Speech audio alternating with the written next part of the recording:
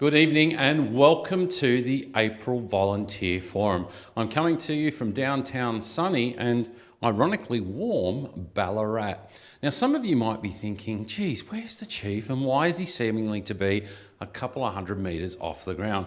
And that's because I'm coming to you initially from the bell tower of the Ballarat Fire Brigade. And some of you, a quick fact that might not know, is this fire brigade and this fire station is the oldest continuous running fire station in the Southern Hemisphere. We've got a really big agenda tonight, some fantastic celebration of not only the Ballarat Brigade, but also celebrating the 80th anniversary of our great organisation, the CFA. I'd like to start off by having a look over as we see the beautiful Wadawurrung country, and I pay my respects to elders past and present, and I recognise the strength and resilience of Aboriginal people in this land, and also pay my respects to any Aboriginal elders of other communities that might be joining with us tonight.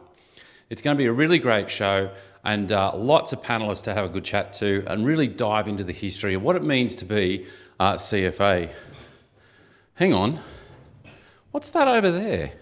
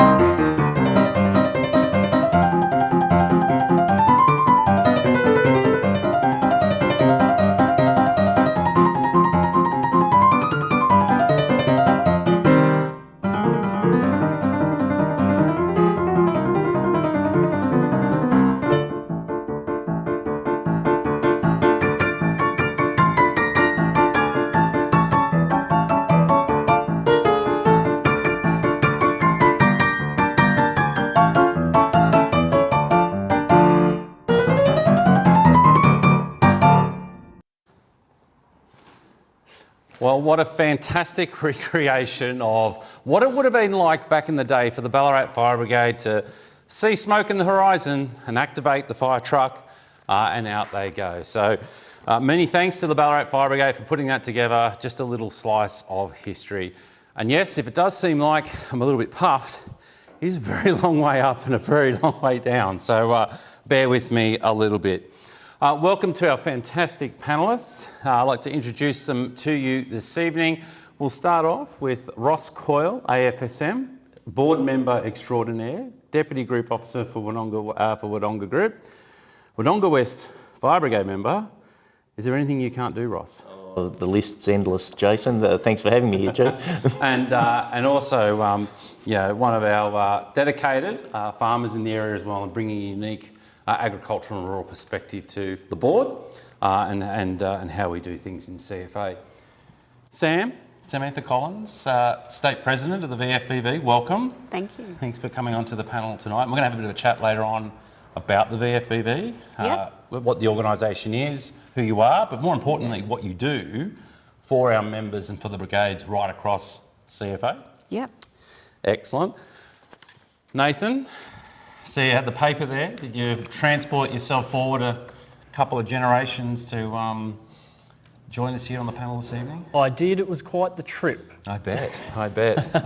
And when I looked at that video, I could have sworn I saw someone that looked very familiar in there. So thanks for your time travel and coming here with us. But as the captain of the Ballarat Fire Brigade, welcome and allowing us to come into your fantastic station and enjoy tonight's forum. So welcome. Thank you very much.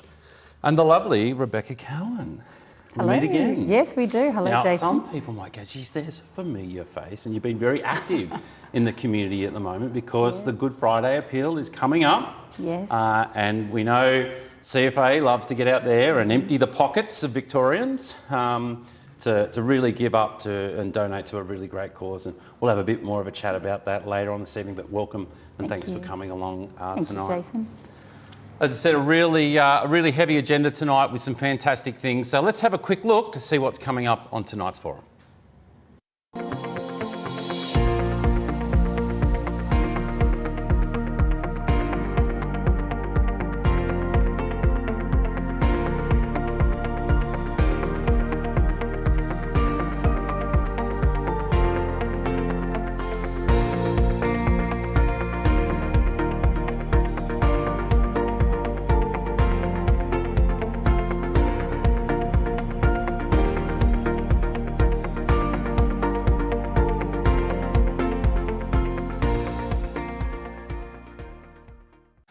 A really big agenda there and lots to talk about tonight and celebrate what makes this organisation fantastic, but also recognise the history of some of the brigades here in District 15, including Ballarat and surrounding brigades, and we'll hear a little bit more and see a little bit more about that a little later on.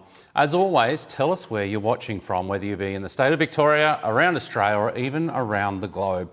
Feel free to put it into the chat and we'll pick up some of the places that some of our members are watching from. It really is fantastic to see how wide this forum does go, and I guess the penetration that we do have into our membership, and it's fantastic to see. As always, our senior managers from across the organisation are also online in the chat, so if you have those curly questions that you might not necessarily get a chance to ask myself, feel free to get on the chat. Put the question you want to ask in there, and our dedicated team are online ready to answer your questions. So let's get on with it. Nathan, Captain of the Ballarat Fire Brigade. Now that's only been a little bit of a recent appointment for yourself, because Mark Cartledge is in the audience here with us tonight. I know Mark was the ex-captain of the Ballarat Fire Brigade for some time. Tell us about your journey and how you got to be the Captain of the Ballarat Fire Brigade. Well, thank you, Chief. And first, welcome to the Ballarat Fire Station, and welcome everybody online to the Ballarat Fire Station. I hope you enjoy our station this evening. For me at Ballarat, I've only been the captain, very recently elected and taken over from a stellar 10 years from Mark Cartledge here at the Ballarat Fire Brigade. I'm coming up 6 years at the Ballarat Fire Brigade now, so pretty new to the Ballarat Fire Brigade, but have been with CFA going on 16 years now as well. So started in a little place called Hamilton, in North Hamilton, far west of here, and made my way across to Ballarat recently to support my partner with university, and she brought me along to the Ballarat Fire Brigade, and here I am. So, and we're grateful that she did. Now we are in an operational fire station this evening, so now we are in the older part, so I don't suspect we're going to hear the tones go off in this part of the station, but as always, we might play a little bit of a response bingo again to see how long it does take for the Ballarat Fire Brigade to get a job. They are a very busy brigade, so it's entirely on the cards, and I'll let you know when that happens, because there's a dedicated group of people that I'm sure will jump up and spring out of this room like lightning, similar to what we saw in that video, to answer the call. And whilst I'm on that, a big shout out to our live audience there tonight. Give us a bit of a wave, say good day. Yay, look at them, they're excited as. There we go. Thanks for coming along, and made up of members from right across District 15 and our dedicated staff here as well, so welcome. So as I touched on, Nathan, we are in the original part of the fire station, although it's probably not quite original, because something happened back a long time ago, which is a little bit ironic for a fire station, isn't it? Yes, it is. So many of you would see the old photos showing that we did have a second story on our fire station. Unfortunately, would you believe it caught fire and burnt down? So at the time, it's believed that they were heating, the firefighters that were here were heating a bucket of tar to do some sealing, or maybe on a roof space or something like that. And unfortunately, it tipped over and caught fire to the upper part of the fire station. So that was in 1911 that took place. It then has been rebuilt. The tender was accepted in 1916 for the station to be rebuilt, and then was reopened so later that year, so February 1916, and then in September 1916 it was reopened. Tell me, I've got to know, I get the tar bit, please tell me there were feathers involved. Oh, I think we'd have to go back in time again, Chief, and find out. As I look around the engine bay here, it's just steeped in history. Some of the trophies, the memorabilia, the photos, the clocks, just really fantastic history there. You've given us a little bit of a snapshot, but talk us through some of the history of this brigade.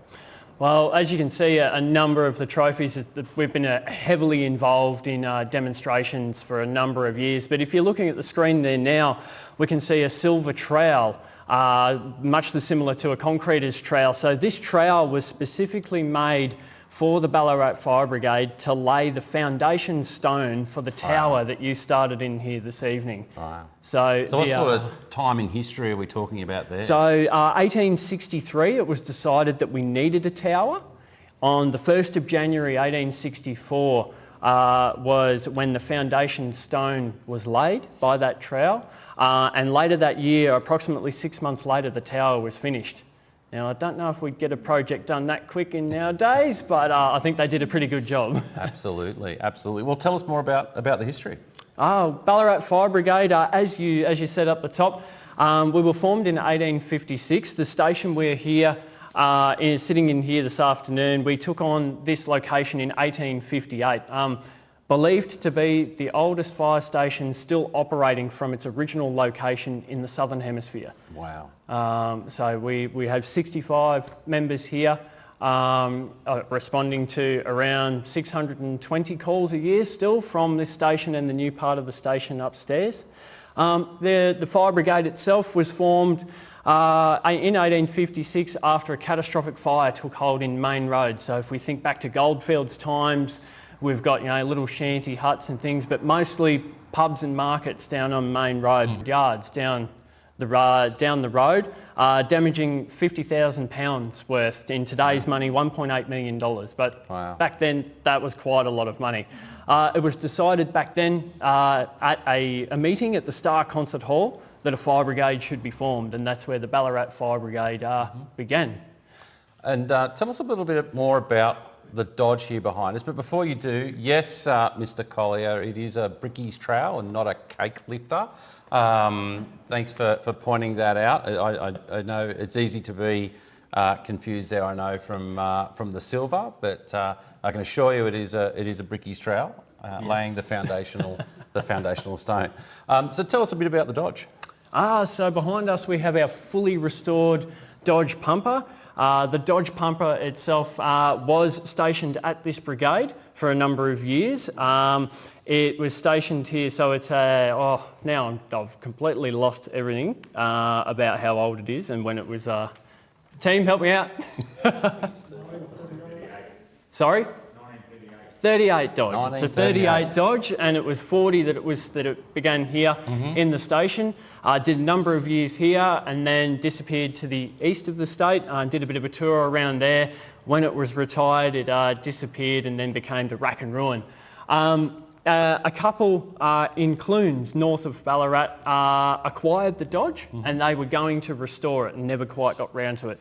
They decided that they were going to donate it to us here at the Ballarat Fire Brigade. Now I understand. Now Mark Cartledge has told me this story. I understand there's a little bit of a story around how you got to be in possession of the Dodge and the passing of some folding, and there might be something a little special in the meeting room of the station. Tell us a little bit about that story. Absolutely. So when they offered us the Dodge, they decided that they were going to keep the bell off the side of it until we had fully restored the Dodge back to working condition as you can see it today.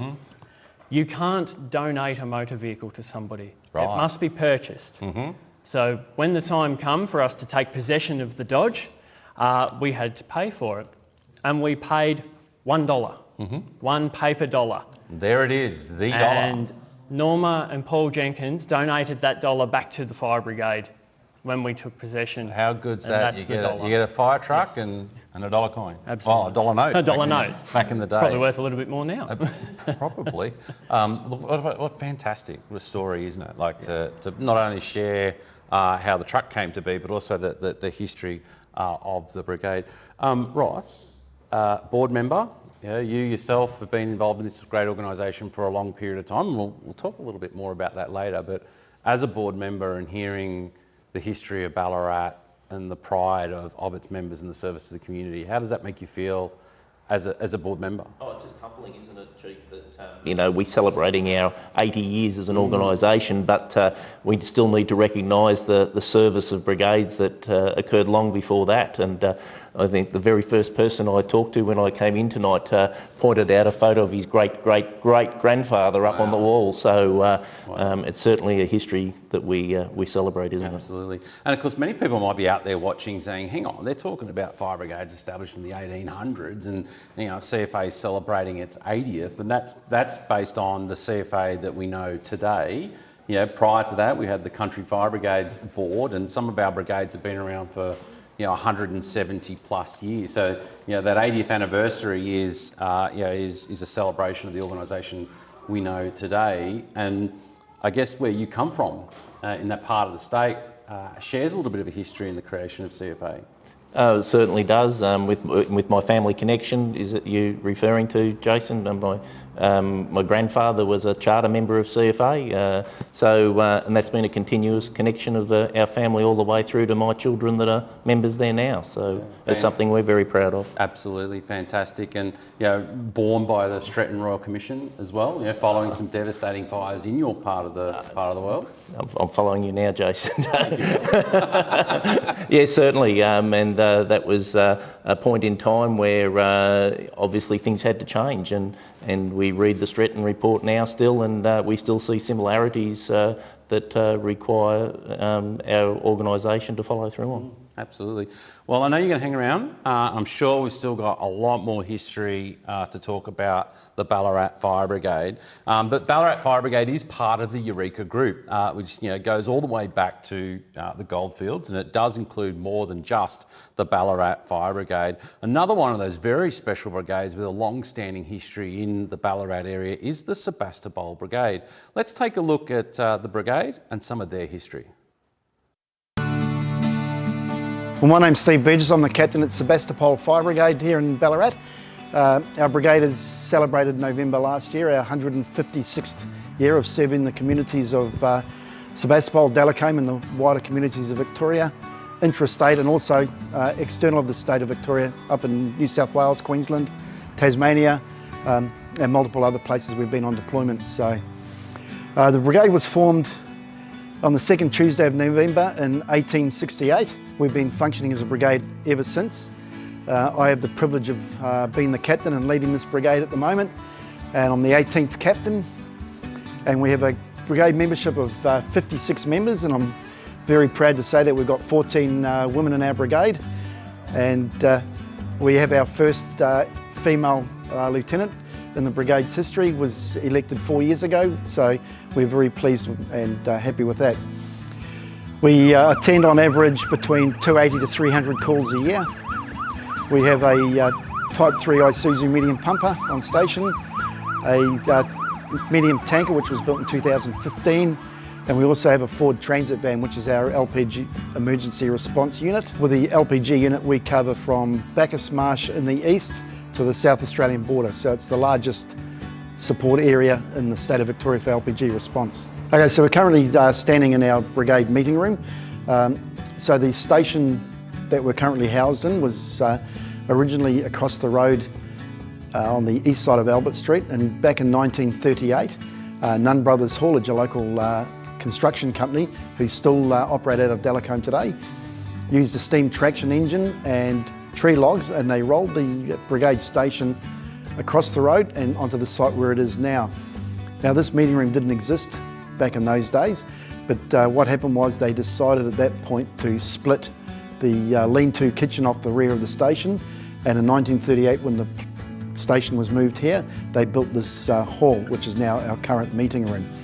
So that's been on site since that occurred, and the motor room on the northern side of the station was built and commissioned in 1993. So it's been around for a very, very long time. Okay, so at Sebastopol Fire Brigade, we're very community minded here as a family unit, and to give you a bit of a picture about some of our community involvement through our brigade community safety coordinator, we've achieved in the last 12 months over 30 school and community visits around the Sebastopol Delacombe area. But part of our rich history is we've been involved in the Royal Children's Hospital appeal now for 47 years, and 2 years ago we actually broke through the threshold of raising $500,000 for the Royal Children's Appeal Fund, over that period of time, and we continue to this day to raise funds and support that appeal. Also, we are involved in a little known camp for sick children from the Royal Children's Hospital, and that's the Cops and Kids Annual Camp, where sick children are brought up from the Royal Children's Hospital to Ballarat by the Victoria Police, and they run a camp for a weekend to give the children and families respite from the hospital routines and to give them a bit of a rest from all that medical stuff. And what they do is they come to Ballarat for the weekend, and we host them here on the Friday night. So we put on a meal for them, which is catered for their needs. And we also provide other entertainment with jumping castles. We have chalkboards, we have balloons, we have multiple entertainments. We also bring out our Brigade Tanker 2 and 3, which are two small wooden vehicles made by our Brigade chairperson, and they use fire hoses with assistance from us to shoot them up and down the driveway, and I'm sure everybody's aware of those. And another, this year we celebrate 45 years of taking Christmas cheer out of the community of Sebastopol and Delacombe. So our members give up their Christmas morning, they load up our tanker and our pumper, and we borrow tankers from our sister brigades here in the Eureka group, and we go out into the Sebastopol, Delacombe communities, and we give lollies out to the children in the area. And it's a tradition that we've had unbroken now for 45 years this year. And if we miss a street, we hear about it very, very quickly. That's how much the community expects from us, and have come to be used to us coming out and doing those sorts of things for them. So our community focus here is huge, and it's something that, as the captain of the brigade, I'm very, very proud of what we've been able to achieve as a brigade. Wow, what a history, and what a brigade that is absolutely connected to their community and do so much for their community and surrounds. And a big shout out to Captain Steve, who's in the audience here tonight. Well done, my friend. Fantastic for telling us all about Sebastopol Fire Brigade and the connection that they have with community. Number of firsts for the Ballarat area, and again, talking about some of the firsts of your brigade, Nathan, you were the first to receive a particular item. Absolutely, Chief. So being a very, very early fire brigade within the history of Victorian fire brigades, we were also a very progressive fire brigade in firefighting technology. And in 1881, we were very lucky to receive the first steam-driven pumper in Victoria. Wow, what an achievement. Talking about pumpers and history, the Buninyong Fire Brigade is again another local brigade here in District 15 that is absolutely steeped in history. And they've done something really special to make sure that the community of Ballarat and surrounds, in fact, anyone right across Victoria, can come and see some of that special fire brigade history. Let's have a look at what the Buninyong Fire Brigade has done. So this room was purpose built when the new fire station was built here to house our Merryweather engine and display some of our historical memorabilia. So we're supported by the Bendigo Bank, and the brigade contributed community funds to the building of this room, which was annexed on to the fire station and purpose built to display to the community via the windows that are here the engine that you see in front of you. This is the 1899 model Merryweather engine built in London. It is a pumping engine, which was more appropriate for a town environment. It was horse-drawn, although it could be pulled by men, because in most cases they had a lot of difficulty hitching up the horses in order to get them to the fires on time. It's designed to be operated by over 20 men, 8 of them alone to operate on these handles here. It has no water on site, so it carries just purely equipment, hoses, would have carried ladders, pikes, beaters, buckets potentially to the fire ground. And inside it has a dual stage piston pump made of gunmetal and a copper bellow. So by actuating the handles here up and down, it would pump up the bellow and it would provide a constant stream of water to the firefighters, which was pretty unique for its time, because prior to that the brigades around the area would have been using either buckets or beaters or a combination of both to just simply knock the fire out.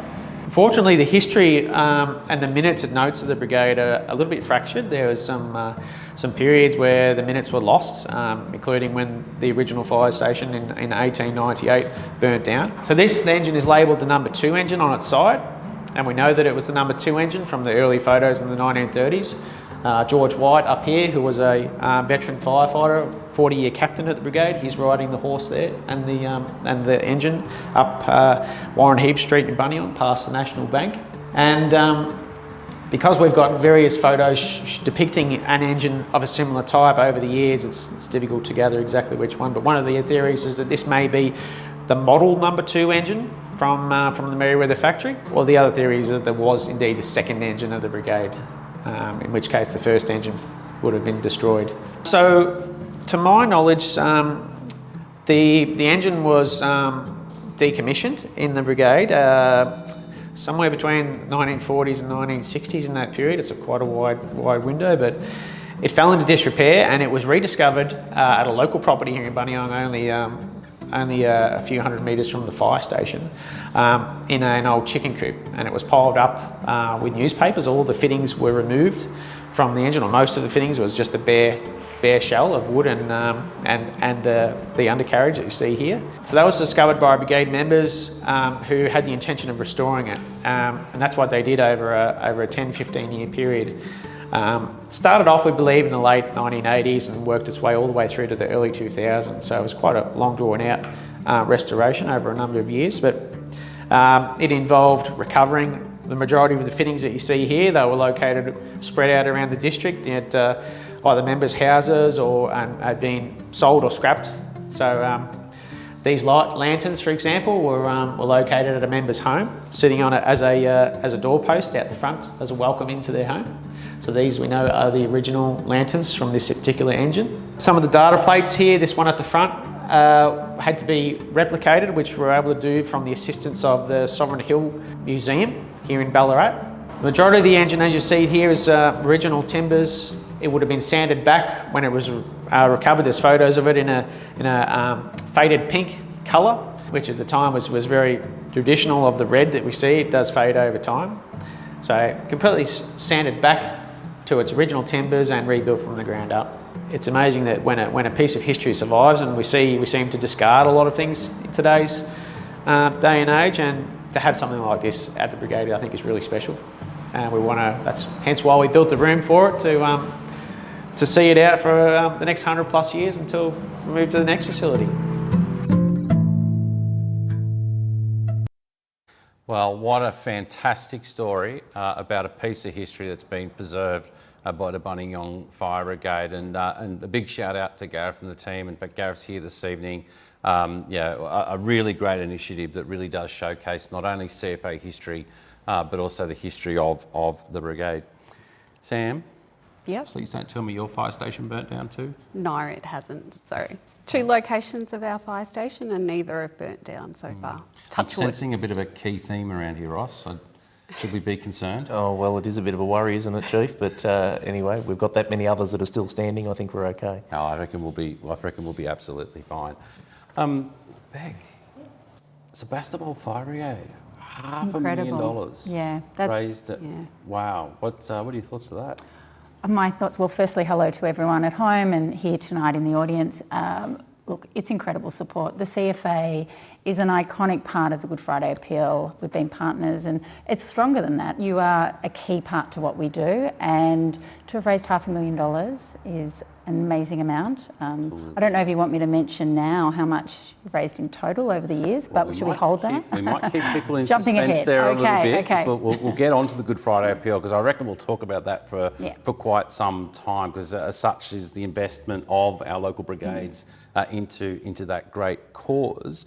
But I guess I want to circle back to you, Ross. You touched on there before about multi-generational membership in the CFA, and talk us through, I guess, your 40 years of CFA and your family's connection. Look, I don't think it's a unique history. I think it's quite common across the organisation, but probably volunteerism is changing, so it's becoming a little bit more special. But certainly, my grandfather was a charter member of CFA at the Wodonga West, or it was Wodonga Rural back then. and that's followed through. He was a lieutenant there for 25 years, and my father was captain for about 20 years and went on to be group officer, and I've been there since the last 40 years, and my children are all there, as well as my wife's a junior leader as well there. So it's it's a great organisation, and I think while volunteerism is changing and we have to change with it, it's wonderful to be able to celebrate those connections back to the last 80 years. So can you share with me, I guess, some of your reflection on your time and your family's time in the CFA? And I can imagine a conversation around the Christmas dinner table would be interesting at times, I'm sure. Do you want to give us a bit of, I guess, a reflection on the good, the bad, the ugly of what you've seen throughout that time? Oh, well, I've seen it certainly change. Wodonga West, when I joined as 13, was a little rural brigade that did, 5 or 6 calls a year. That stretched back from, the 1952 bushfires that went through that area, not that many years after CFA formed, and they went through change there where my grandfather, that's when he first became a lieutenant, because they chose to elect an extra 10 lieutenants to make 14 lieutenants. So, wow. It's progressed from there. We now do, we peaked at probably about 300 calls a year before reform, and now we're back up to about 200 again now. So it's gone certainly from a little rural brigade to a quite busy urban type facility. And I guess that's been the genesis of our organisation, hasn't it? So you had, even I guess if we take a little step back to the Country Fire Brigade's board, and then you had the Rural Association, but then you had also the Urban Association, and the coming together of 2 brigades, because in a lot of localities across Victoria, not many people might know that there was actually 2 fire brigades, generally with the same name. No, that's very true, and we still, see the history of the urban and the rural brigades, but gone right through now to the association has merged that represents both, and I think there's only 1 brigade left, I think, that has a rural and an urban brigade in the town. We've now merged all of them, which is, other than that, is a great feat and representative of the progressive organisation we are. And I guess being a current board member, a member of the authority, the current custodian and stewards of the organisation, with Joe Plummer, our chair, and your other board directors, tell us a little bit about, I guess, some of the key focus of the board at the moment, and I guess what some of the things that you're working through and considering as a group. Yeah, certainly. We met only last week before the championships in Mooroopna, and had a meeting there, and a bit of a planning day, and we're discussing what the board priorities for the period coming up are, and it's nice to be able to look at some of them and see that as an organisation we've achieved some and can take others off, and then we look at what other board priorities for the organisation going forward, and they're in discussion at the moment, but it wouldn't be surprising to see that we talk about sustainability of volunteerism, financial sustainability of the organisation, fleet, and secondment vacancies. There's many things that the board are focused on and looking forward to, which I think are all important to the organisation.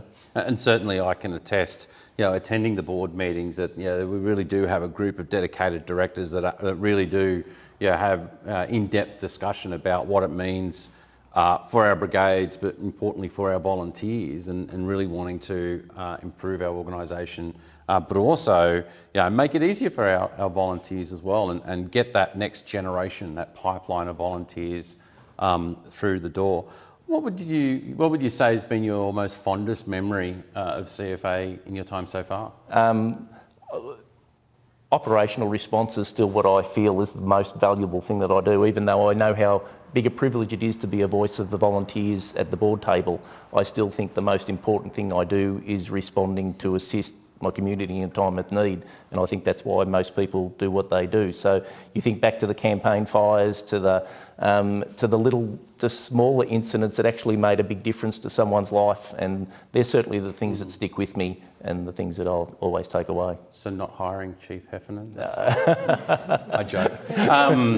Tell me a bit more about, so obviously wife's involved in juniors, and I know the Wodonga Fire Brigade is big on running, so demonstrations, that sort of stuff. Talk us through some of the roles that people can get involved in in the modern day brigade of CFA and some of the programs that we have for juniors. Yeah, it's certainly, juniors is a great organisation, and Wodonga West ran juniors at Heffernan and Barupna on Sunday, and they had a great day out, and 2 teams running there. And we have, always looking for, as so many are brigades, and I see junior helmets sitting over here on the wall, looking for new junior leaders that, maybe you don't want to go and out on the truck and fight fires or be involved in some of the other things, community preparedness, but you like working with children and helping develop them. There's so many things from the junior program you can do, but then there's preparedness and prevention programs that we're always looking for people to do, and these are all roles which have developed. As I said, I started at 13 and there wasn't a single female in the brigade at that stage, and it was probably a fair few years before they did, but we're certainly progressing to a role for everybody these days. Yeah, and I guess quickly, the juniors program is really specifically tailored for our youth of the community. Do you want to, I guess, touch on, for anyone that might be watching that doesn't know about that in their local community, who might be interested in finding out what a little bit of what the juniors do in a brigade setting, because it's definitely not about jumping on a truck and going to fires, and how someone sitting there with their son and daughter might wanting to get involved. Yeah, 11 to 16-year-olds are eligible to approach a brigade that runs a junior program and become a member there. They learn all sorts of things, from fire prevention programs to maybe how to use extinguishers, to the stop, drop and roll, the crawling through smokehouses, lots of different fire programs that they can learn and use. And it might just also be some teamwork and some 10-pin bowling and some other events. And then we get to this time of year and we have the state championships, where the districts all run a championship and they all go and practice the same competitions with a little bit of modification that the seniors do, and it's a wonderful thing to be able to teach our kids. Absolutely. Sam, I hope you know that people might remember, or might recognise your face in the community. You're a teacher? Yes, I am. So Ross just highlighted, I guess, some of the junior programs and some of the things about developing young people. Yeah. Putting your professional hat on for a second, as opposed to CFA member hat. How important are programs like that for developing youth, and what difference do you think it might make, or perhaps you might have seen, in the confidence of kids in the classroom? Can I say it's really important to have programs like this available to our young people. So I know from my own journey, I was a junior as well. So back in Bacchus Marsh. So and I found it absolutely informative, vital, but also interesting, and something a little bit different than the normal kind of groups or associations as a young person that you can be part of. I also know that each different brigade has a different kind of program that suits the needs of their community, and the numbers are growing across the state for those members that are juniors, and then we're hoping that those juniors then move towards the senior ranks as well. Absolutely. And continue their journey of volunteering within CFA. I couldn't agree more. And if you want more information on the CFA Juniors program, you can find that on our website at cfa.vic.gov.au. Now, Nathan, before we go to Ballarat City and hear about some of their fantastic history, there's a little thing called a station keeper's house.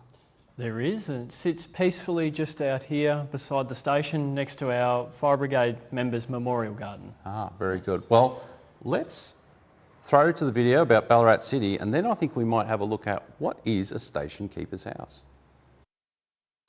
So this room houses our collection of our historical items, memorabilia and trophies. The collection's quite extensive. It takes up the entire length of the room, as well as we've got other items stored in other locations. We have a really great sort of picture of history within here, because we have trophies dating from the Victorian period through to the Edwardian, through to Art Deco, and even some mid-century pieces. So really great broad section of different items in this room. So people may remember there was some media in 2020. It was a bit of a busy time because we were heading into fire services reforms. It was the week before COVID and our first lockdown. But the brigade was presented some items back of significance for the brigade, and that's Larry's hooves. Larry was a really integral part of our brigade and also well known in the community at the time. When he passed going to a fire, he was our only death in service.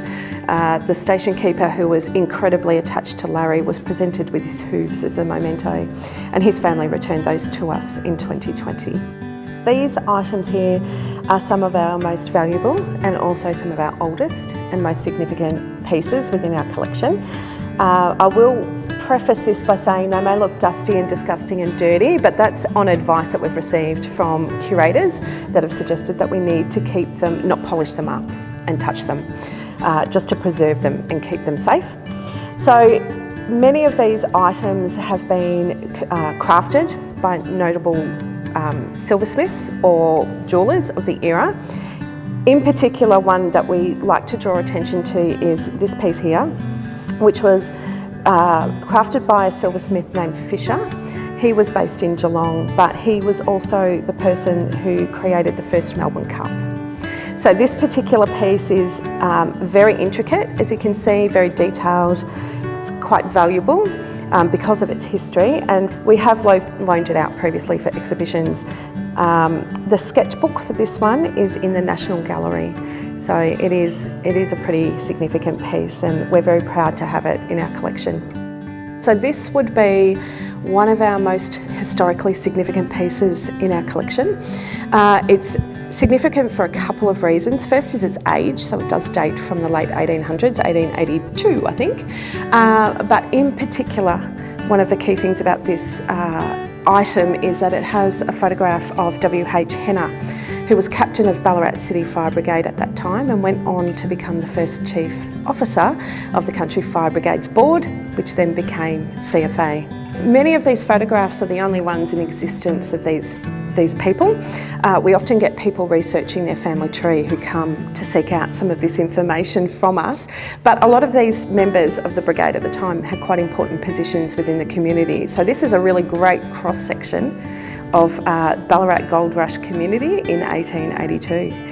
There's a really great photo in the middle there of our old station, which we moved from in 1983. However, it shows a really great snapshot of what that building looked like at the time. It's had multiple modifications since, so it's certainly not in its original condition anymore. I think the best way to describe this piece is to just read the little plaque that's in the bottom corner. So this flag and paddle was presented to the members of the Ballarat City Fire Brigade Men's Social Club by Mr Jack Guess, who was the manager of the Canadian Olympic rowing team in November 1956, in appreciation of the hospitality shown by the members to the Canadian Olympic rowing and canoeing teams during their stay in Ballarat for the 1956 Olympic events, which were held on Lake Wendouree. This flag that's in the frame was flown over the main stadium during the Empire Games in Quebec, Canada, 1954. So the story of this is that the rowing team from Canada was billeted and stayed in the homes of members of Ballarat City Fire Brigade during their stay. And lastly, we have one of our more special pieces in our collection, the Lady of the West. So this is the Lady of the West Bell. She was donated to the brigade in 1861 and was in the tower of our old fire station, which still is in Ballarat. It's used for other purposes now, no longer with CFA. And this bell was used to summons volunteers to calls right up until 1983. We have researched having her restored, but it will require us to send her back to London. And she's made of cast iron, so you can imagine that shipping would be quite challenging. So at the moment, she just stays here. Pride of place in the backyard.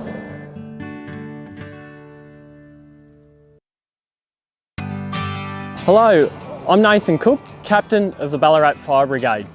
Formed in 1856, the Ballarat Fire Brigade has stood the test of time from back in the goldfield eras where it was rough and rugged, right through until now into our late modern society in 2025. Our brigade has stood tall 170 years. Behind me here today, we have the station keeper's hut. The station keeper's hut or engine keeper's hut was there for the station keeper to be able to live in, who maintained our station and the station grounds, and also performed administrative tasks for the station reported back to the CFBB at the time. The hut was also used for maintenance for the brigade, for brigade activities, things like repairing hose and apparatus. In recent times, the hut has been restored and now sits peacefully among our station with a Brigade Memorial Garden to memorialise and reflect on members who have passed, who have served our Fire Brigade.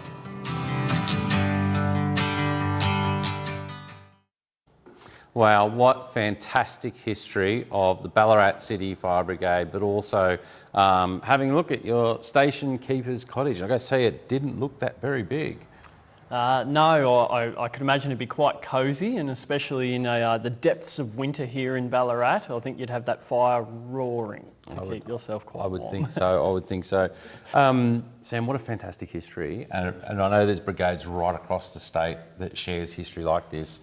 And I think your brigade has got some history to it as well. Yeah, for sure. So we're well and truly over 160 years old in Maryborough, and I was just mentioning to Ross then that it all came about after one of the pubs burnt down. So the community got together and decided that they needed to establish a fire brigade, and that's how it all kicked off in Maryborough as well. Because we can't have the pub burning down again. No, definitely not. No. So we're here tonight to talk about you in your official capacity as State President of Volunteer Fire Brigades Victoria. So anyone who's watching who doesn't know what the VFBV is as an entity and what you do you want to give us a bit of a rundown of your organisation and the vital role that you play within CFA? Yeah, thanks, Chief. So VFBV, the Volunteer Association and peak body, that was actually established under the CFA Act, and we're here to represent 50,000 CFA volunteers on matters that basically affect them. So our roles include doing things like representation of volunteers, but also advocacy, consultation and engagement with volunteers. So across the 21 districts, we have district councils that regularly meet. It's really encouraged that every brigade has a VFBV delegate that attends those meetings, but we also try and communicate and ensure that our volunteers are informed about relevant and important information. But consultation is the most important, and obviously working with CFA to ensure that that happens as well, which leads into joint committees. Yeah, well, talk us through some of the joint committees, because there are a number of joint committees formed across the state that look at various aspects of CFA business. You want to touch on what they might be and how they operate? So we actually have currently 8 joint committees that operate through the state, and each of those committees have representation of both obviously CFA people working on those committees, but also volunteers, everyday volunteers who have an interest in those particular areas have the opportunity and chance to submit an expression of interest and be part of those committees. So I'll read them because I won't remember them all off the top of my head, but we have community safety, we have equipment and infrastructure, we have member services,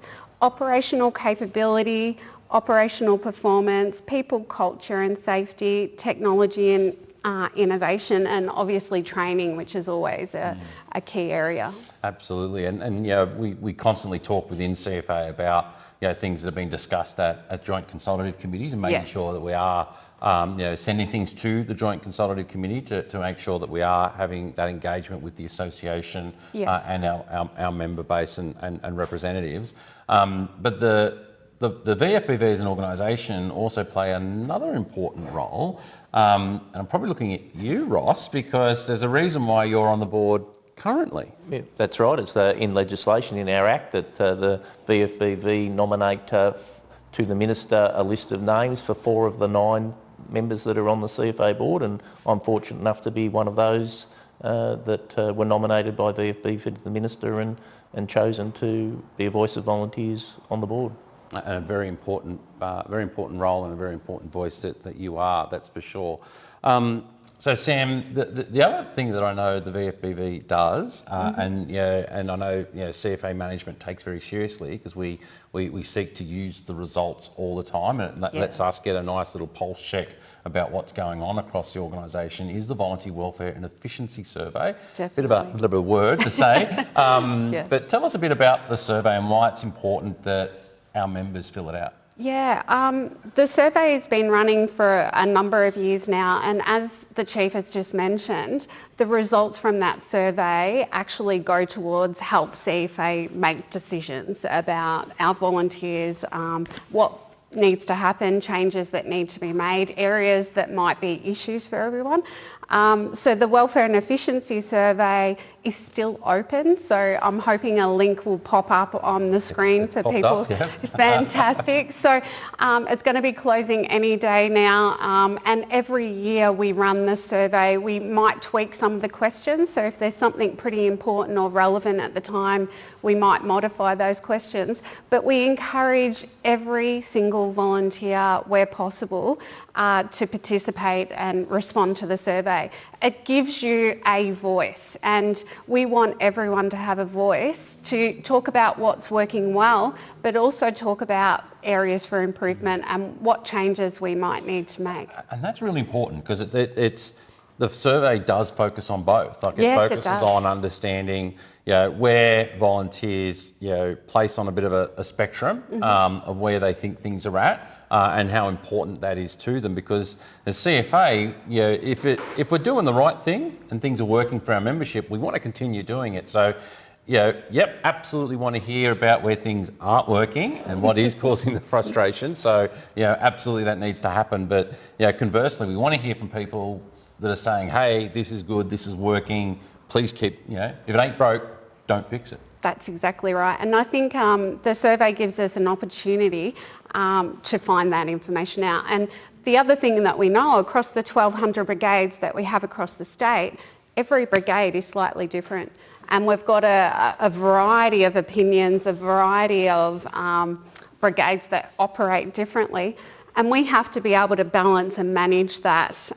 But we want the information to come in to help us make those decisions and inform CFA about the results. And really another crucial part of the association that many people might not necessarily be aware of, and certainly I'll be the first to say from CFA's perspective, we can't take credit for it because a lot of it is absolutely driven by the association and conducted by the association, and that is the fantastic last 2 weekends that we had in Mooroopna, being the state championships, the state junior championships and the state urban championships. Talk us through the role the association plays in making that event happen. Oh, definitely. So there is a very committed group of people across the state. So we've actually got competition and rules committee. There is still an urban and a rural competition and rules committee where we have our members and volunteers that participate on that committee. Across the state, it's not just the state championships for these 2 weekends, but throughout the year there's competitions across all districts that are operating. Those competitions then lead into the state championships over the previous 2 weekends. What I will say though is those championships won't happen without the volunteers, the parents, the families, the coaches, and the brigade support for that to actually happen. But what we have seen from all the media and all the information that's come out is the positive outcomes of these events and the learning that takes place. And I must admit the junior champs are a favourite of mine to see all the young members that we've got, the smiles on their faces and how much they actually enjoy, but also what they learn from being part of competition.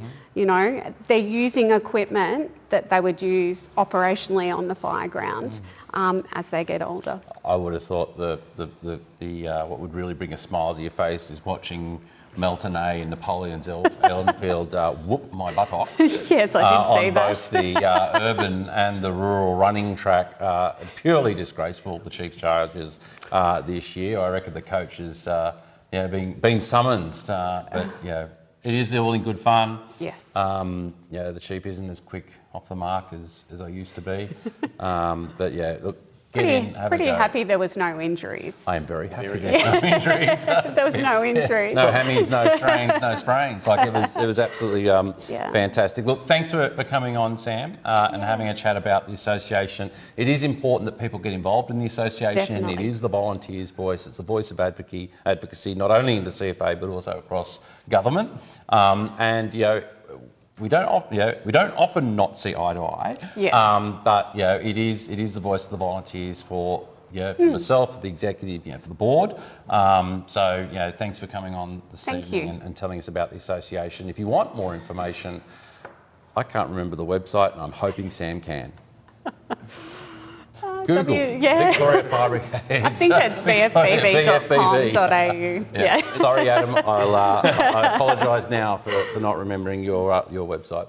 Well, we heard earlier how involved our brigades get into some fantastic causes, whether it be in Sebastopol for community education, community outreach programs and the like, or whether it be out rattling the tin for the Good Friday appeal. Let's have a look at the history of CFA for this fantastic cause.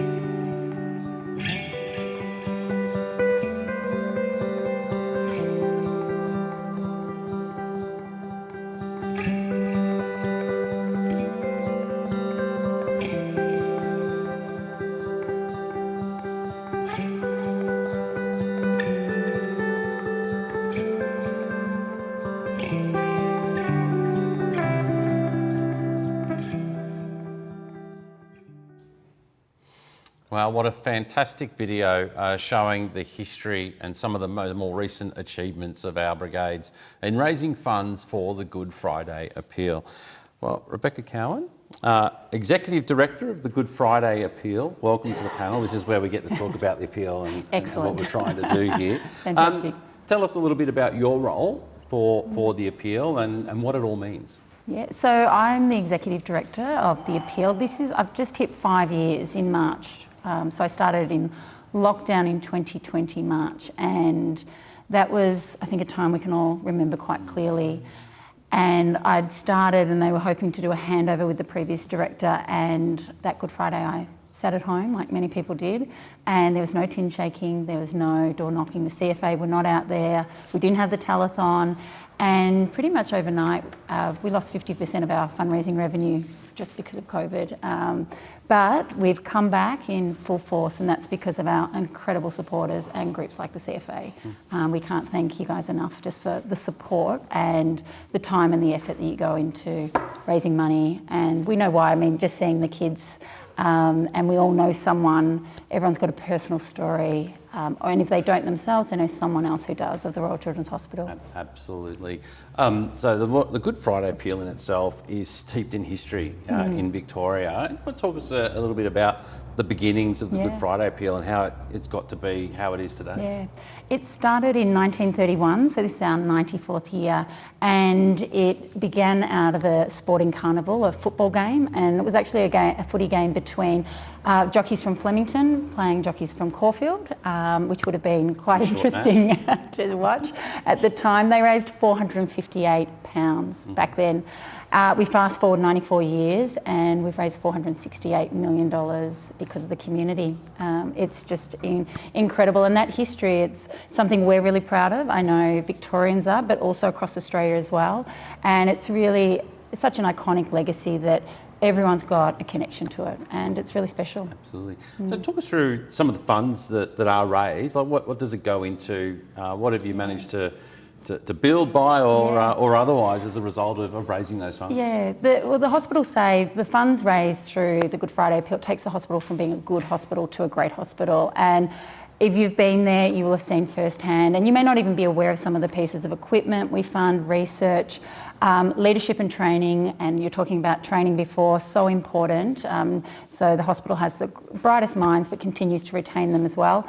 And also patient family-centred care. So they are things like child life therapy in the hospital. There's a garden program. We do a mental health strategy that we're helping to fund. So each year there's about 28 different projects across those areas.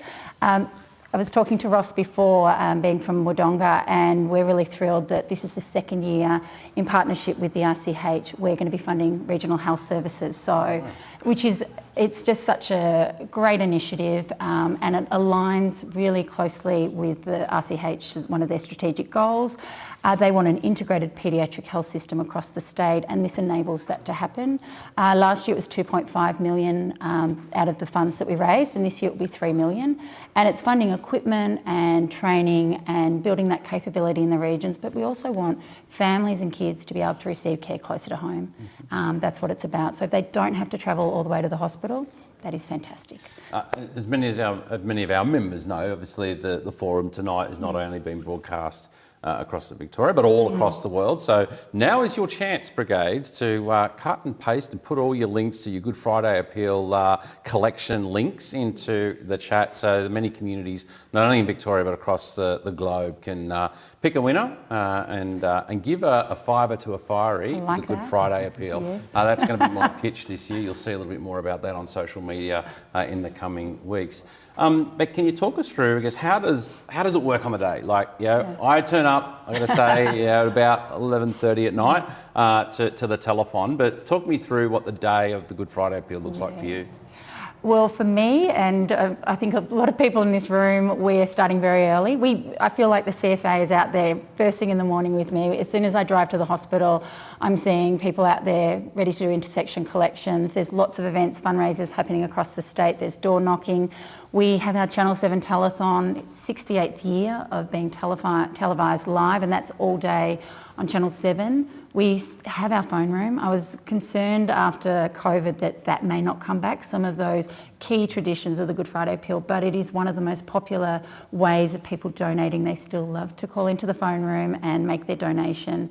And then we have the AFL football game, and we have some big events in the city, but we also have a lot going on across the state. And as most of you know, the CFA is out there, the brigades are out there right from the start, the trucks. We hear a lot about how you go into the caravan parks and through the streets, and so many people know when they hear the CFA's coming, they grab their coins and throw them into the tins, and it's just as iconic as the tins. As I understand it, Victoria has never had so many toll roads across the state in rural and regional Victoria than on the collection day of the Good Friday Appeal, such as the ingenuity of some of our brigades in getting that spare change in the centre consoles of the cars that drive down the road.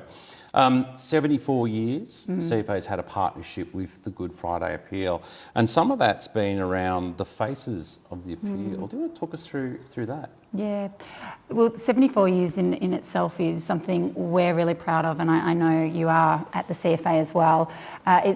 We've got such deep respect for it, and you can see on the screen, we've just had Jack there before. He's one of our faces of the appeal this year. Jack and his family, Rohan and Misty, they are members of the Doreen Epping CFA, and they put Jack's story forward. And when we read Jack's story and we were picking our two faces of the appeal this year, we could not go past Jack's story, especially because of that connection with the CFA. It made so much sense to be able to acknowledge but also tell Jack's story and also know what it means to Jack and his family. Jack has spent a lot of time at the hospital. He's doing really well now, but when he was young, it was really, really tough on the family. He had a brain tumour, epilepsy, and one of the things both his parents talk about and so many of the families talk about is the little things that you just hope and wish for. And for Jack's parents, he wasn't speaking before his surgery, and then when he came out of surgery they weren't sure if he was going to be able to speak, and the first word he said was mum. And they're the little things. Sometimes our kids are screaming and we're like, can they just be quiet? And you know, you hear that time and time again. They're the things when you've got a sick child, you just want them to be able to do those things that we take for granted. Absolutely. Yeah. And look, even my family alone, like little Poppy, for 3 now, we've had cause to take her to the Royal Children's Hospital. Nothing too serious, but certainly the fantastic help and assistance that we got from the hospital is just amazing, and testament to the great work that the appeal does, but also the hospital in themselves. Last year, $1.7 million collected. 1.8. So I have to bring it well, up. That's even 1.8. better, because amazing. This year, challenge out there for all the brigades, I want to crack the 2. We need to crack the $2 million mark this year for the Good Friday appeal. And that's why I want to launch this, fiver for a fiery for Good Friday appeal. If you're out there, you see a CFA, see a CFA fiery, collecting for the Good Friday appeal, get out your wallet and put a fiver in the tin. Let's see if we can't get over $2 million this year. That would make me one very happy chief, and I guess... And it'd make us very happy We're very too, happy, and the hospital very happy. Well. Well, thank you for coming along and sharing your story. It is as much as our history. The Good Friday appeal is part of CFA, and I know many of our brigades right across the state really do look forward to the Good Friday appeal and doing their bit for the community and doing their bit for the kids. So thank you for coming along and sharing your story and telling us all about it tonight. Thank you, Jason. I did just want to say I caught up with the new CEO of the hospital. He's only been with the hospital for 3 weeks, Dr. Peter Steer, and mentioned I was coming here tonight and telling him about the history and the connection, and that you've raised $39.2 million in your 74-year history. And he was just had a very, warmed by that, and just said that's incredible, very inspiring. So you'll get to meet him over time, but he's really looking forward to being part of this partnership too. Excellent. Well, thank you. As I said, $2 million. That's the challenge. Let's get out there and make it happen. Well, our fleet team have been very busy, and Steve in particular has been out there doing what he does best, and that's showing our members what's great about our fleet and some of the intricacies of some of the things that they're building and tinkering with in the back shed there at engineering. We're going to have a look at look now at the medium tanker, the new medium tanker, with a walk around with Steve O'Shea, and then we're going to finish that out with a little bit of a montage video. Hey Chief, Steve from Fleet Services here.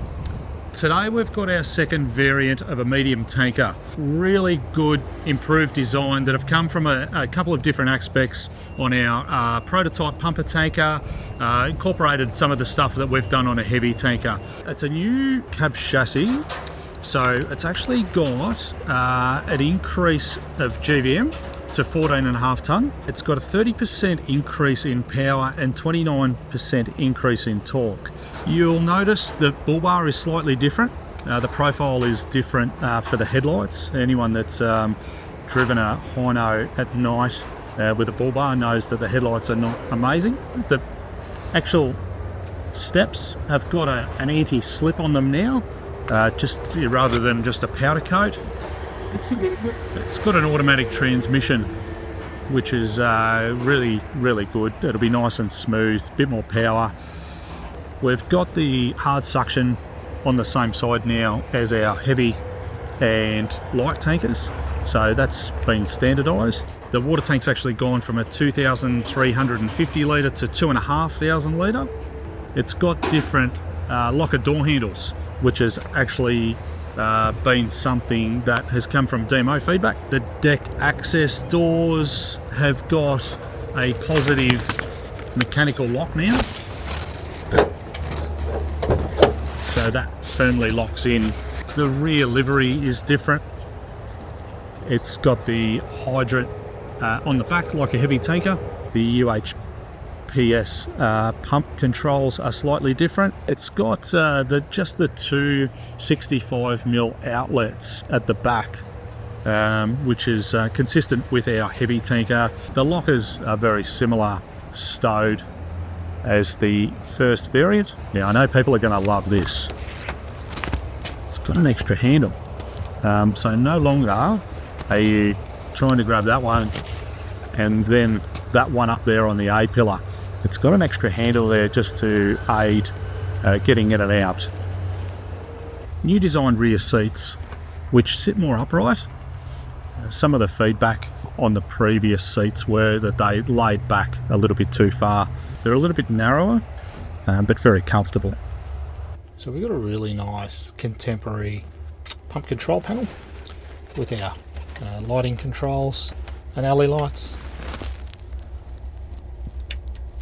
and our pump controls. You can see it's got upgraded roof LED emergency beacons, LED alley lights. So all in all, I think this is an absolutely fantastic machine. I think the best CFA tanker that was ever built was an Isuzu 34D.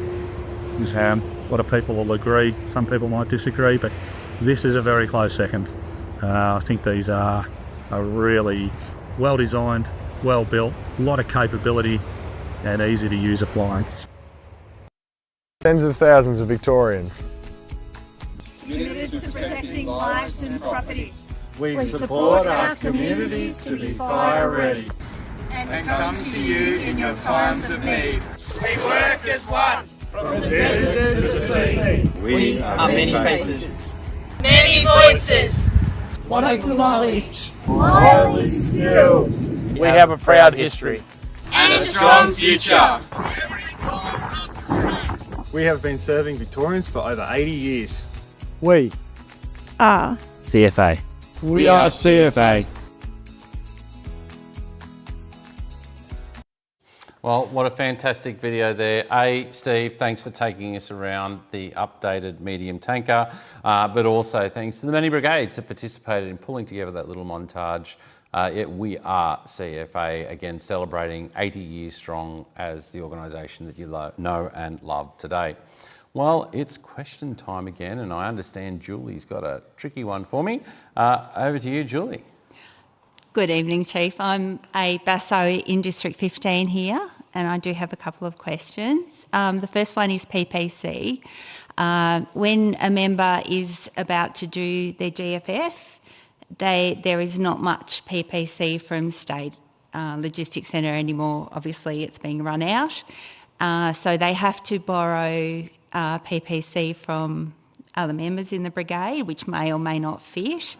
They can't get next gen or new gen PPC until they're finished GFF. So there's that in-between period where they need PPC to do their practical drills, and it's just not available. To me, it's a great concern, and my brigades, obviously. So that's the first question. So I might answer that one. Thanks for raising that, Julie. It's one that I do hear from time to time around the place. Yes, we are trying to run down the old style, what we're calling the ADA Proban cotton treated PPC, and I'm aware some districts still have quite a substantial stock of that. Sounds like District 15 doesn't. I have spoken to State Logistics, and I can confirm there are over 3,000 ensemble sets available at SLC. So there is the ability for you now to order next generation PPC if you don't have any PPC on district stock, to be issued direct to the member for them to undertake their general firefighting training. Paul Santamaria will be sending some information out to districts this week, just confirming those arrangements. Oh, great. Done. And question number 2? Yes, workwear. So I bought workwear last year at the Championships, my second set. It's blitzed this year. I'd only worn it twice, so I can't return it. I just feel the quality is quite poor. And when you look online, you can find hard yakka for half the price. And volunteers don't always have the money to buy that second set. If you're doing a deployment or you've got a brigade function 2 days in a row, like the Championships, where you're there 2 days in a row wearing your workwear, you either get your first pair of workwear and wash it overnight quickly, or you buy that second set, and it's just, the wear is not that great, and the cost for a lot of the brigade members is quite high. So that's my second question. That's an awesome note. Thank you very much. So Yep. a couple of things just for, I guess, for everyone's information that you are aware. So we are aware that about 3% of all issued items, which is about 8,800 sets currently, have been returned due to a warranty issue. We are aware of the pocket issue and some stitching issues. If it's within the warranty period, as you picked up and said there before, yes, we can return it and get that repaired and fixed by the manufacturer. Again, I've had a chat with Paul Santamaria and the team at State Logistics about how we can deal with the other issues. So where particularly there's a garment failure that is outside of warranty. Again, because the numbers are not overly that large, we're probably going to look at, again, sending some information out to districts to how that can get resolved direct with SLC. Again, we're trying to minimise the load on our district staff, where someone will be able to send back that and be able to get that replaced. The current contract for workwear has come to conclusion, so we will need to go to market for the next generation of workwear. So that is an opportunity for us to, again, look at fabric, manufacture and the like. So we're going to be taking that opportunity to make sure that we address the issues that the teething issues that we've had around the first generation of workwear, but it's also allowing us opportunity to drive price point within the market. So I'm putting all the suppliers on notice. Again, around making sure that we extract value for the equipment that we are seeking to do. And it is an active conversation amongst the executive at the moment around what is a replacement strategy for those that have been issued with workwear. What is a length of time before they'll then be eligible for another set of workwear issued by the state. And as you point out, in the meantime, if brigades and individuals wish to get more, that avenue will continue. So we are aware of some of those issues. And as I said, we'll be providing information out to districts very shortly about how we can rectify those garment issues that are not within the warranty period. Mm-hmm. Thank you. Love your questions. Thanks, Julie. Well, the rest of the crowd here tonight have all either gone mute, lost their tongues, or they are so enthralled with what's been going on here and mesmerised by Nathan, your history of the brigade and your dressing up and actorial skills on the screen here tonight, or I could have just bored them to death, one or the other. As always, it is that time of the forum where we hear from Deputy Chief Officer Rohan Luke. He's going to give us a bit of an update on training and addressing some of the elephants in the room about some things I've been hearing as I've been out in the brigade land talking to brigades, particularly around first aid training. So over to you, Rohan. Thanks, Chief, and welcome to tonight's training update. It's great to be able to be a part of tonight's 80-year celebration of CFA. I really want to acknowledge the part that training has played in CFA over the 80 years, in particular the dedication of our members, our people who have been receiving training, but also those who have been providing training. And whilst training has changed over the years, the commitment and dedication of our instructors or the people who deliver training hasn't wavered at all. And I think that's a real strength of our organisation, particularly in the area of training. There's three areas I'd like to talk about tonight. Firstly, IMT, fire line leadership and first aid. So firstly with IMT, we're still using EMV to help deliver courses through to our members, particularly level 2 IMT courses. And the last 2 years, we've had over 215 members complete IMT courses through the EMV pathway, supported through CFA. We've also had 4,000 members have accessed the e-learning courses on MCOP.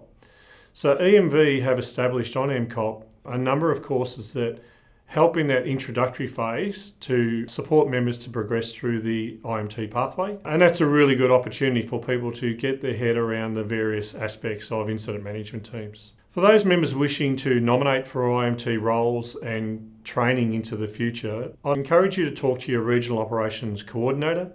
So each of our emergency management regions have what's known as a ROC, and their role is to help support the pathway and attract members and help shepherd them through development in IMT. And they work closely with our IMT Coordinator Learning Development, Sherry McCurley, who works in ODT and works very closely with EMV and helps prioritise people through those courses. We're also working on a group leader course, again on the delivery of. People may recall 12 months ago we were lucky enough to send 20 people to New South Wales, to Dubbo, to complete a group leader course. So the group leader course consists of Managed Multi-Sector and Ops 2. And we've taken the opportunity, while we're still developing our own in-house course, to invite RFS down to Victoria in April and May to conduct 2 courses, one at Bangholm and one at Huntley, which will have 20 participants on each course to complete the group leader course, which is Managed Multi-Sector and Ops 2. As a part of their progress, they've needed to conduct briefings and debriefings. We're working through an RPL process with them to support that progress. The Fireline Leadership course, so we've now commenced well and truly the delivery of Fireline Leadership, and we've delivered 3 of the 8 courses scheduled for this year. Each course has 24 participants. We're getting some really positive feedback around the Fireline Leadership course, as we had expected, and that's what we heard before we relaunched it, and we're certainly hearing it again now. We've gone to an expression of interest process to ensure that we get good diversity, a good range of people attending the course. So far we've had 290 people express an interest to complete Fireline Leadership. Those nominations or expressions of interest go through the ACVOs where they support their nominations. And then we move on to then filling the positions. So across the 8 courses, each district is guaranteed 10 places. So we're trying to ensure there's a fair spread and districts all have an equal opportunity to attend those courses. We do have a couple of districts that haven't nominated people. So if you're keen and you're particularly from a district that's a more remote district or isolated district, chances are that there will be an opportunity or a greater opportunity for you to attend, and we'd encourage you to have a think about it. We've also conducted a facilitator course to help us increase the numbers of people who can help deliver Fireline Leadership, because over time we would like to deliver Fireline in-house with support of the provider. So we've been working with them, so there's 25 people that have started their journey around being a facilitator, which is really important about having leaders within CFA help develop leadership. The last area I'll talk about now is our first aid, and we've had some really strong feedback in various areas around our first aid courses, in particularly the allocation and provision of courses. We've had some feedback around the previous courses results being loaded onto the CFA systems, and we've also had some feedback around the nomination process. So we have again a coordinator learning development position that looks after first aid. So Amy looks after first aid for us. She's been working with each of the CLDs in the districts to have a look at what the priorities and the course numbers. We look to deliver 800 courses this year in first aid, which is a huge workload, but Health Corp, our provider, are certainly well in tune to deliver that. And we've been working with them about trying to set up those courses. Of the 800 courses planned, 600 separate courses with Health Corp across this stage, 450 venues they've identified, and they've been working with the venues to lock them in.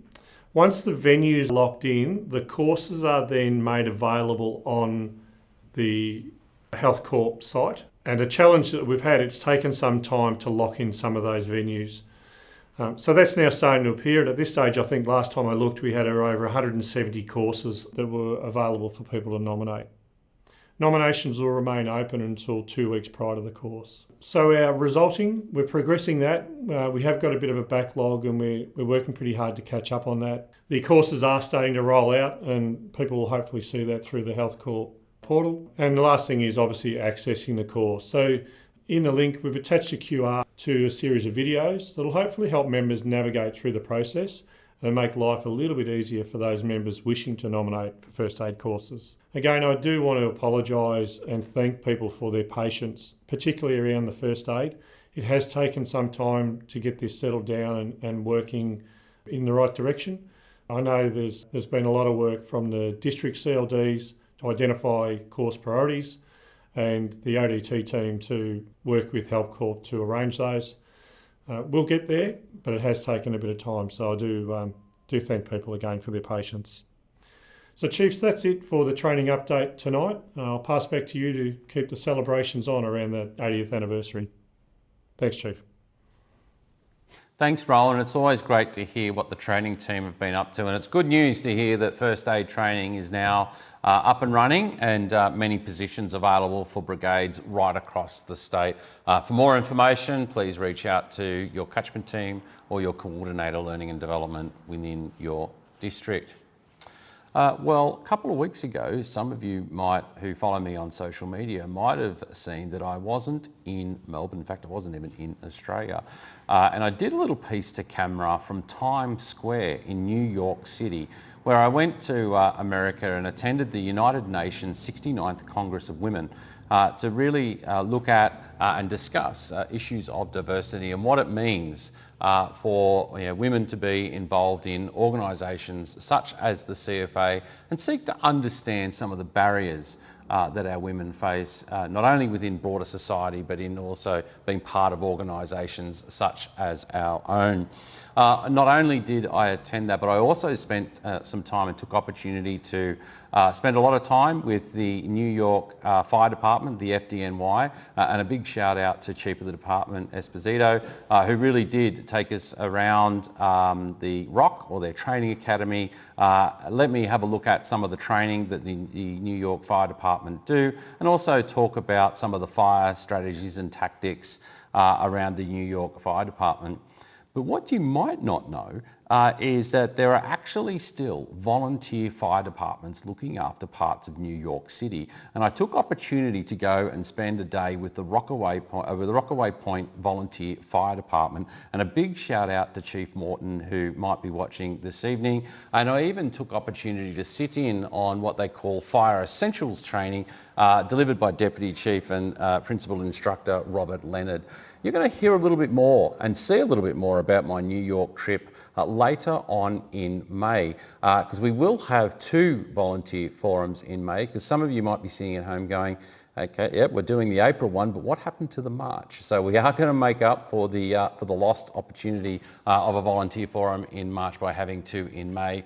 Now, the first one will be done by Deputy Chief Officer Gary Cook, who will be acting Chief Officer at that time as I take my annual leave in May, as I have done for the last couple of years. And when I return later in the month, we'll do a second forum where I will then feature my New York trip and some of the things that I got up to overseas. Well, it's been a big agenda. I want to thank my panellists, Ross, Sam, thank you for coming along. Nathan and Beck, thank you for coming along. It's been fantastic tonight talking about the history, hearing about the Good Friday appeal, and again, sharing some information about what's great about this organisation and how we really are woven into the roots of Victoria and communities right across this state. Again, my thanks to those behind the desk, Martin Anderson, Beth Fremshaw, and of course my executive producer, Bradley Thomas, who's been telling me consistently for at least the last half hour that I'm consistently over time, and I've consistently been ignoring him all night, but the team do a fantastic job at pulling together this forum. So again, thanks guys, and particularly this one. There's been a lot of video content, and the team have worked fantastically to pull that all together to make sure that we've had an enjoyable viewing experience tonight, so thank you. Well, I'm going to leave you with a little snippet that I hope by the end of it will just make you feel proud. It's a video that's been put together to celebrate and highlight what our organisation is, but more importantly, the great people that make it up as we go and think about and celebrate the 80th anniversary of CFA. And I'll leave you with that this evening. Good night.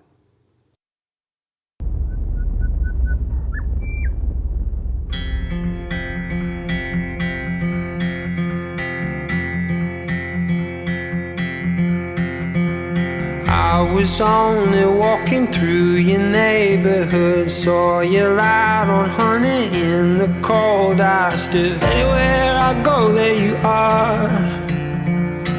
Anywhere I go, there you are. I've been getting used to waking up with you. I've been getting used to waking up here.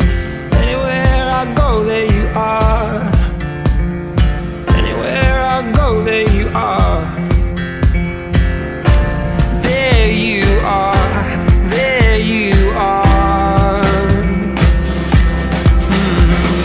You're the fire and the flood, and I always feel you in my blood.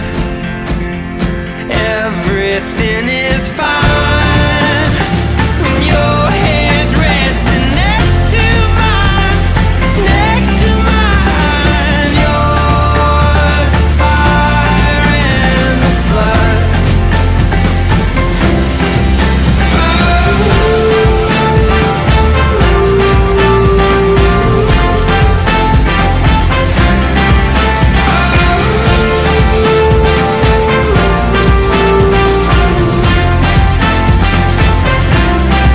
Now listen here, she said, boy, when you know you're